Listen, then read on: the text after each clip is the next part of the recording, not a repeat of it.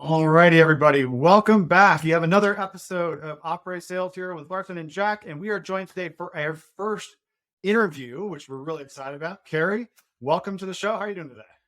I'm great, Larson. Jack, thanks for having me. Super excited to be here. Super great to have you here. We got some really interesting topics that I'm excited to dig into a bit more. You have some pretty extensive background in pre-sales, and really excited to kind of lean on you and learn a little bit more about the discovery process, kind of how that pertains there. How can we tackle this as a group here? But before we jump into any of that, if you wouldn't mind just giving us a brief background on yourself, just kind of introduce yourself and kick us off here. Sure. Yeah, I've spent the last 20 years in enterprise pre-sales. I started as an individual contributor at a startup. We were acquired by IBM. I was the first pre-sales consultant at that company, the first pre-sales manager. I ran a global team of 35, then ran sales enablement teams, sales ops teams as well. But really have spent the last 20 years in pre-sales, and for the most part of that, teaching people how to be more effective at discovery and demoing and all the other roles related to pre-sales. Yeah, well, just in that brief background, sounds like you have a pretty wide breadth of experience from large companies down to smaller companies, starting things from scratch, taking global teams. Yeah, it's quite the depth of knowledge that I'm excited to dive into a bit more. Cool. And if I don't, I'll fake it well. All right, cool, perfect. That sounds great. Well, really, the topic of discussion here today is really talking more about discovery calls, but particularly pertaining to your background with pre-sales and how you work with sales teams. How do we tackle this as a group, as a team? And not just in the call, like how do we tackle it in the call, but also how do we make sure we prep up the right plan? How do we execute on that plan and execute on that plan throughout multiple different conversations? So maybe take me through some of your personal best practices or what you learned, maybe on the prep side of things. How do those two key parties work together? Yeah, great question. So just for context, my company, Presales Mastery, we do demo call coaching. So we basically watch recorded demos that have been delivered to prospects and give effusive amounts of advice on how to improve execution. But what is very evident in most of these calls is that the pre-demo discovery that's taken place is usually not adequate if it's happened at all. And then there's the other challenge, which is a lot of individuals in pre-sales and sales think that discovery is a one-time event. We're going to have a discovery call, and when that's done, we're going to get into the product. We're going to show all the stuff that we think is relevant based on what we learned, and we're going to move on. Discovery is an ongoing process that should take place right from the very start through qualification all the way to the end of closing that deal. It should never be stopped throughout the cycle. So, before the demo absolutely should be taking place, but even during the demo and other meetings, we should always continuously be asking questions to learn more and get better context to help us better articulate how we're going to solve those prospects' problems. Certainly. And, if you think about it, you have initial, it's unfortunate it's called a discovery call because then you kind of box yourself into that. It should be the whole process, right? Like you said there. But when I was in pre-sales, what I try to focus on is, well, my AE would probably run some initial discovery questions. We need to sync before I go into a second discovery call or a demo because I want to layer in deeper questions. I don't want to play Groundhog's Day here. And we think we've all been on calls or maybe bought software or made a purchase where they're asking the same questions the last guy did. It's like, come on, I'm here to have a thoughtful conversation. I showed up to the call here. So that's so important to kind of plan out who's going to attack which pieces and what you've uncovered so far. Yeah, you bring up a couple of really good points. You should have a plan. You should absolutely have a plan in terms of how it's going to happen. I think that unfortunately in too many organizations, pre-sales is not involved in a lot of the pre-demo discovery. And I'm not talking about qualification. I don't think pre-sales should almost ever be involved in qualification. I think that's sort of someone else's responsibility. But if and where possible, we're the ones that bridge that gap between business value and the technical delivery of the tool itself. We're able to much better understand how we're necessarily going to use the tools to solve that prospect's problems. And so we need to be there. We need, to your point, we need to ask those deeper questions. We need to dig deeper to find out the underlying causes of the pain that the sales rep has uncovered, but hasn't figured out why those pains exist, or what are the implications of those pains? What does that mean for the organization? Are they unable to do something? Are they wasting time? Are they spending more money? So that we can then better articulate value when we're then pitching them later on. So I think have a plan is for sure the first thing. Try and get engaged in that pre-demo discovery. If you can't, have a list of questions that you know for sure that you can seed your sales rep, whoever's going to be in that call, to make sure that they are asking at the very least the right questions. I was just coaching a call prior to jumping on with you today where the SE had to ask during the demo, even though there was a pre-demo discovery call with the AE, how this particular team's compensation plans work to their comp management solution. And that's the most basic discovery question that should have been asked by the sales rep in the first place. The other challenge was, to your point, prospects do not like to be asked the same questions multiple times. It's the easiest way to lose credibility and to piss people off. In fact, this particular sales rep, before the call, as I was watching recording, before the prospect jumped on the call, was telling their SE information from the discovery call right before the demo. That should never happen. That should always be taking place well beforehand so that you can discuss it appropriately. But more importantly is when he then got the prospect on the call, he asked the prospect to give the SE an overview of what he had learned in the discovery call.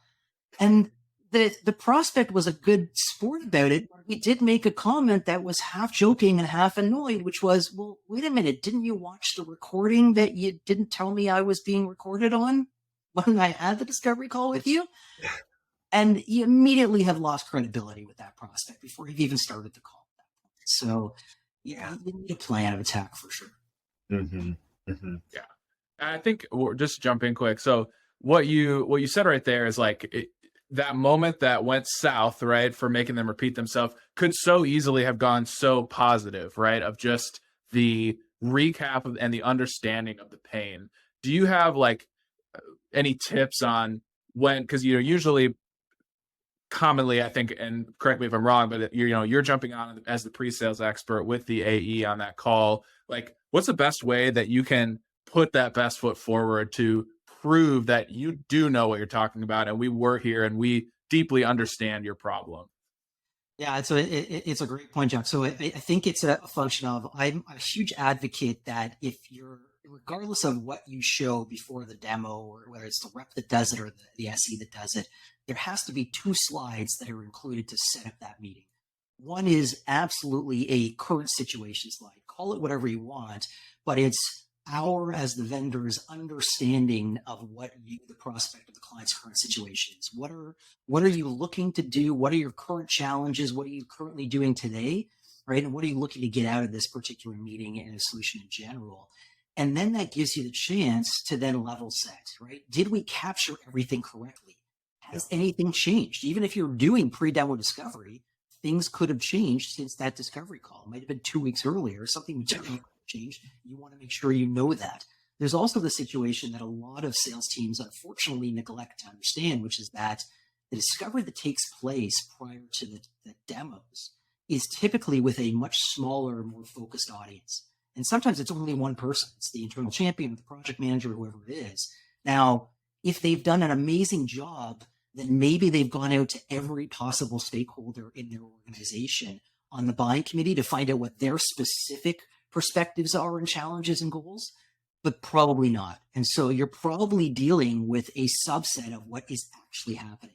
And so by recapping all of that in the demo call, not only do you get to validate what you've learned, you then get then to query everybody else in that new expanded audience in the demo to say, look, does anyone else have any other specific perspectives? Is there anything that you, Mr. or Mrs. person, are looking to do or accomplish that we haven't captured here, so that you can make sure that you're addressing every person on that buying team's unique needs? I love it. That's awesome. Yeah, that's great. It's certainly the right way to do it, because you can sift out so many objections right out the gates. If you just start going without summarizing and confirming, did I get anything wrong there?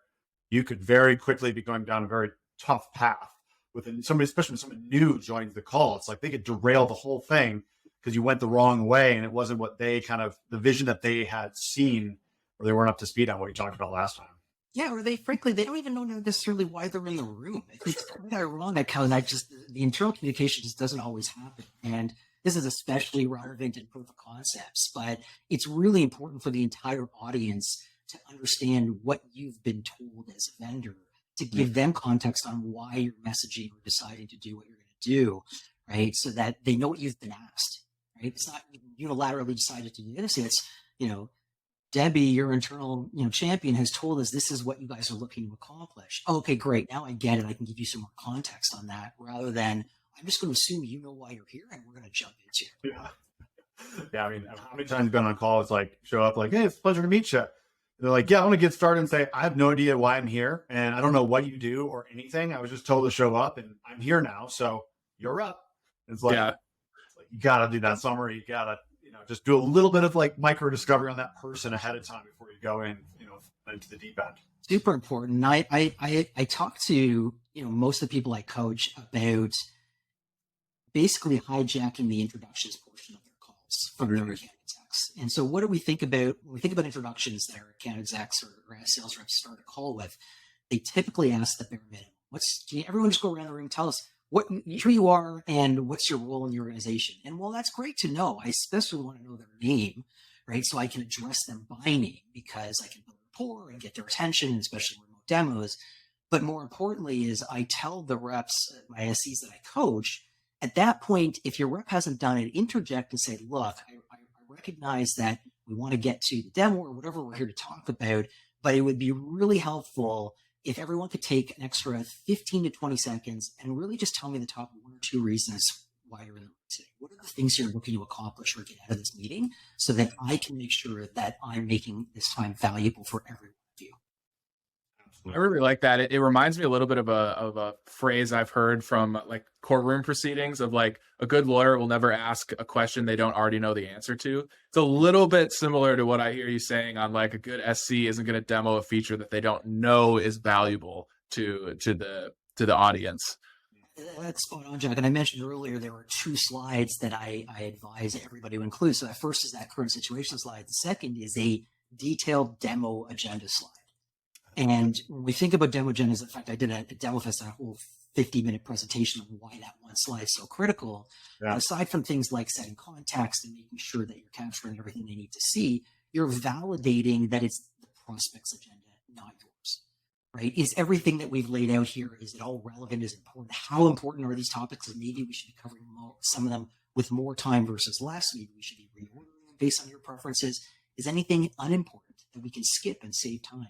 So really understanding to make sure it's the prospect's agenda is super critical because unfortunately too many of us just say, I'm going to show you what I want you to see. And as we all know, our demo should be about our prospects and what they want to see, not about us and what we want to show. Yeah, absolutely. That's certainly spot on. I love that. Well, I kind of have a kind of remaining question for you here. So when you think about you getting into discovery, right? You have your sales rep and your pre-sales person coming in, maybe discover your demo, maybe they do the tee up.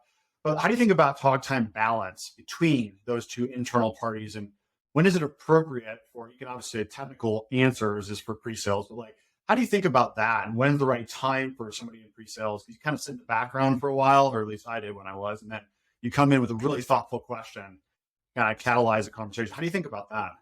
Are you talking about in a dedicated discovery call or in a demo? Yeah, let's say a dedicated discovery call. Because if you're in demos, you're probably driving that as pre-sales. Let's talk about discovery call. Like, how do you think about that balance there and talk time balance? Yeah, I think, I mean, look, we're ultimately, hopefully understanding that we're leading the conversation towards understanding whether there is a fit for the prospect in terms of their problems and our solution, and a fit for us in terms of we want to make sure that they're also worthy of our time. So I think you want to start out with some fairly generic, open-ended questions at the start.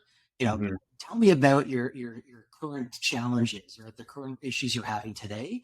Hopefully you've done your research ahead of time and you're coming, to that meeting fully prepared. You've, done your, I saw you actually had a great blog post just recently last week about this, but we should absolutely be coming with information about knowing what the corporate priorities are, understanding how we may be able to fly into that. And you made a great point in that around having a point of view. And so I like to ask sort of a leading question that says, look, I know that I saw this in your 10K that, corporate wide, there's a bit of a risk around X. How does that play into what you were personally trying to do? Because the one thing I think a lot of people miss in discovery is they think about it at a corporate level and not at a personal level. You're also selling to an individual, right? You've got to solve that individual specific problems. And you can get them, you can turn an internal champion really quickly in a discovery call if you can start to tailor your questions to solving that individual's problems, right, you're going to get them on board super quick, and then they can start advocating for you the rest of the organization. So I like to try and understand what's personally keeping that person awake at night, and then going forward. I love that, Kerry. That reminds me of it, not to just throw things I've heard in here, but companies don't buy products, people buy products, software products, whatever that might be. And I think that speaks to that point really well, and turning that person into that champion who is going to buy your product. So love that too.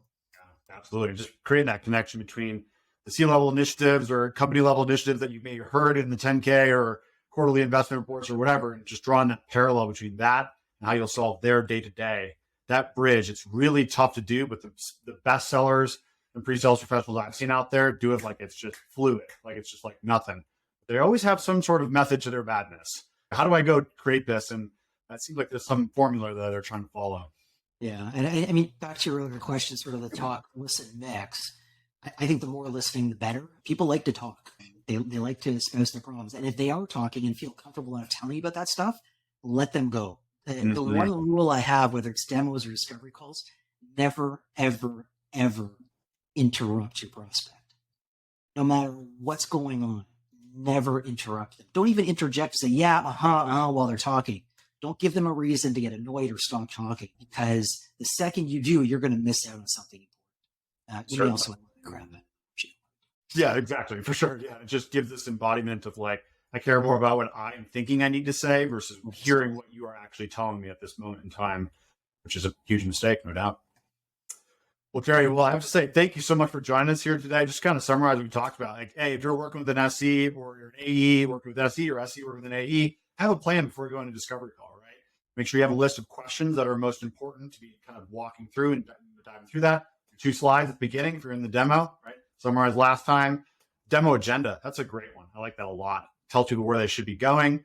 And then, but make sure it's your prospects agenda for sure. And then when you're creating these parallels between C-level initiatives, make sure you bring that down to the day-to-day and tailor that to the person that you're speaking with. So any other closing thoughts here before I let you go for the day? I think you summarized it really well. My only closing thought is keep doing discovery. You're never done with your discovery, for sure. Absolutely. Well, Kerry, thank you much for the time here today. I really appreciate it and hope you all enjoyed. Thanks for having me, guys.